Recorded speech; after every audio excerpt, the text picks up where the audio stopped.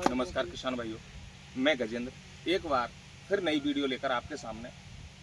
आप देख रहे हैं देश का सबसे विश्वसनीय यूट्यूब चैनल खाना फार्मिंग। आज मैं धौलपुर जिले के एक तहसील बसेड़ी में आया हुआ हूं, जहां हमने देखा कि हमारे एक किसान हैं जिन्होंने लगभग 3 से 4 बीघा में अरबी की खेती की हुई है और उन्होंने बड़ी सूझबूझ और बड़ी न्यू टेक्नोलॉजी के साथ इस खेती को किया है। आप देख रहे होंगे कि सबसे पहले जो अरबी के बल्ब होते हैं जिनको गांठ बोला जाता है, उनको एक क्रम में रखा गया है और क्रम में रखने के बाद फावड़ों की सहायता से उस पर मिट्टी डाली गई है। और आप देखेंगे कि लाइन से लाइन का जो डिस्टेंस है वो लगभग 45 से 50 सेंटीमीटर रखा गया है और पौधे से पौधे का जो फासला है वो 30 सेंटीमीटर रखा गया है। अगर पौधे से पौधे का फासला अगर कम होगा तो जब हमारी अरबी ग्रोथ पे होगी तो उस समय अरबी में जो कंद बनने की संख्या है वो कम होगी, साइज में भी अंतर आएगा। अरबी का जो मार्केट रेट मिलता है वो हमें अरबी की लंबाई, कलर और चमक पे मिलता है। लेकिन बहुत सारे किसान नज़दीक जब अरबियों को रख देते हैं तो उस समय जब हमारी खुदाई योग्य होती है तो असामान्य आकार की अरबियां निकलती हैं।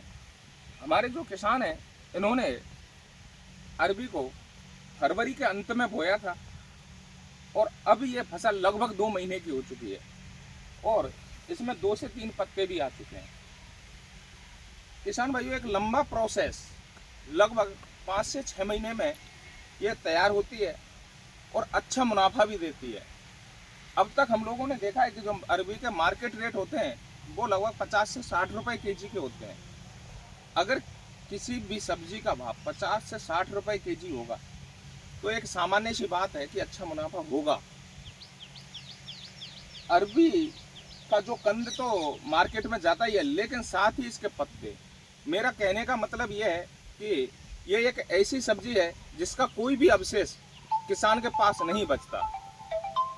और कोई भी सब्जियां लगाओ तो उसका कुछ ना कुछ अवशेष किसान के पास रहता है, लेकिन अरबी का कोई भी अवशेष नहीं रहता। अभी ये फसल जब 2 महीने की हो चुकी है तो इसमें लगभग 2 से 3 बार निराई गुड़ाई की जा चुकी है और लगभग 2 से 3 बार फिर से की जाएगी।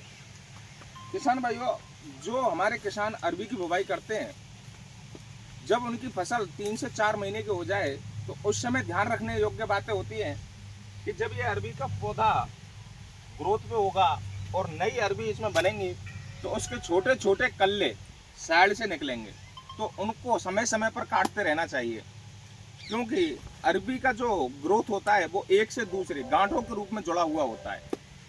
किसान भाइयों, समय समय पर इसको काटते रहना है। जब हमारा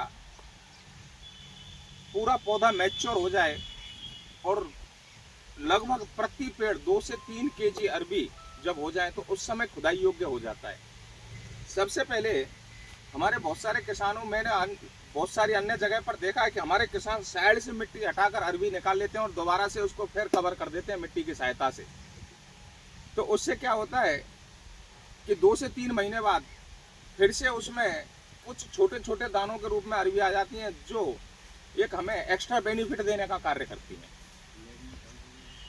ये जो अरबी है इसमें मुख्यतया ज़्यादातर कीट प्रबंधन या रोग प्रबंधन की कोई अति आवश्यकता नहीं होती, लेकिन समय समय पर इंसेक्टिसाइड और फंजीसाइड का प्रयोग करते रहना चाहिए।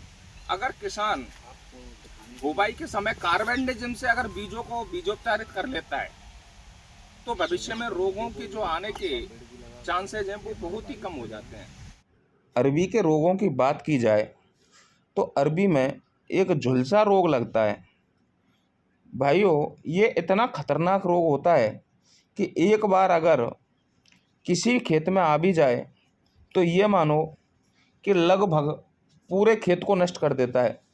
सबसे पहले इसके लक्षणों की अगर पहचान किसान समय से कर लेता है तो इस रोग को कंट्रोल में आराम से ला सकता है। तो भाइयों, इसके रोगों की पहचान हेतु इसके जो अरबी के पत्ते होते हैं इन पर छोटे छोटे भूरे कलर के धब्बे हो जाते हैं और जो पत्तियां होती हैं वो चारों तरफ से ऐसा लगता है मानो पौधा जल गया हो। तो भाइयों, सबसे पहले इस रोग की पहचान करें और पहचान सुनिश्चित होने के पश्चात जब ये बात फंजीसाइड अगर कोई भी डाला जाए तो डाइथेन M45 0.2% का स्प्रे करते रहना चाहिए, जिनका अंतराल 4 से 5 दिन। अगर किसान इसका स्प्रे 3 से 4 या 5 से 6 दिन के अंतराल पर लगभग 5 से 6 बार किया जाए तो इस रोग को आराम से कंट्रोल में लिया जा सकता है। और हमारे अरबी की फसल में बहुत सारे कीट पतंगों का अटैक भी होता है। तो सबसे पहले उस कीट पतंगे की पहचान और बाद में उनका कंट्रोल किस प्रकार करें। मैं अरबी में लगने वाले प्रमुख कीट पतंगों की बात करूंगा जो सामान्यतः लगते हैं। एक होता है तंबाकू इल्ली कीट, जो तंबाकू के पौधे में भी लगता है। ये जो कीट होता है ये पौधे की पत्तियों को खाकर नष्ट करता है और जो हमारी पत्तों की क्वालिटी है उनको डैमेज करता है और जिससे हमारे उत्पादन पर भी गहरा प्रभाव पड़ता है।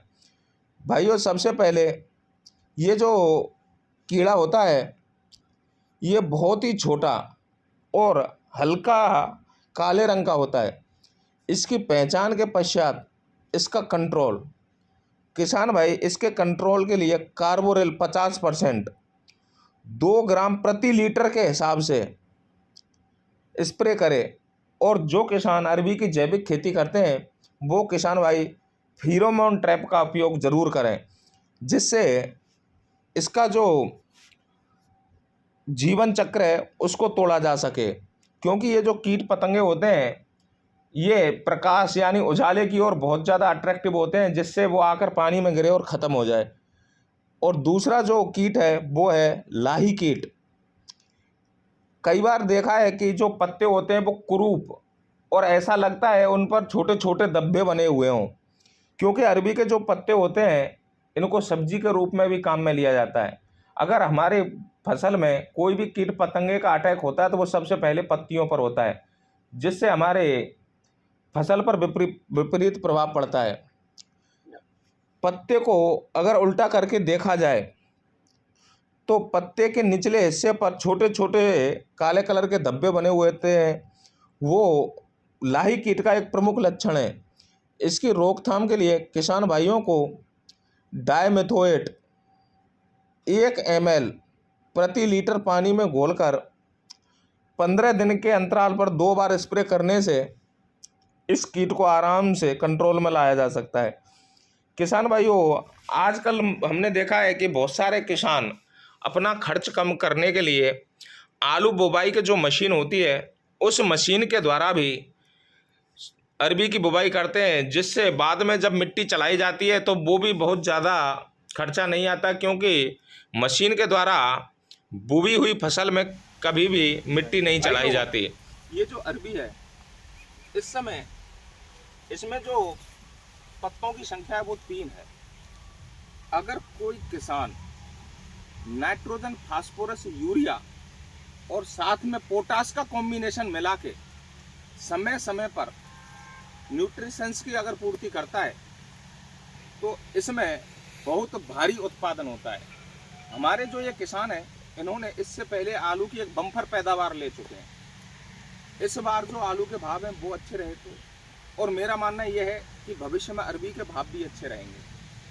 भाइयों, अगर भविष्य में अरबी के भाव अच्छे रहते हैं तो गर्मियों के मौसम में जहाँ जायद की फसल नहीं की जाती, ये जो हमारे किसान हैं जो जायद में अरबी की खेती की बुवाई की है ये इनको एक्स्ट्रा बेनिफिट के रूप में माना जाएगा। लेकिन अरबी की बुवाई वो ही किसान करें जिनके पास पानी की उपलब्धता अच्छी हो, क्योंकि गर्मी के मौसम में जहाँ तापमान एक और चरम सीमा पे होता है वहीं अरबी भी उस समय अपने चरम सीमा पे होती है। तो इसके लिए 2 से 3 दिन पश्चात पानी की आवश्यकता जरूर होती है। तो किसान सिंचाई का जरूर से ध्यान रखें, खेत को सख्त ना होने दें।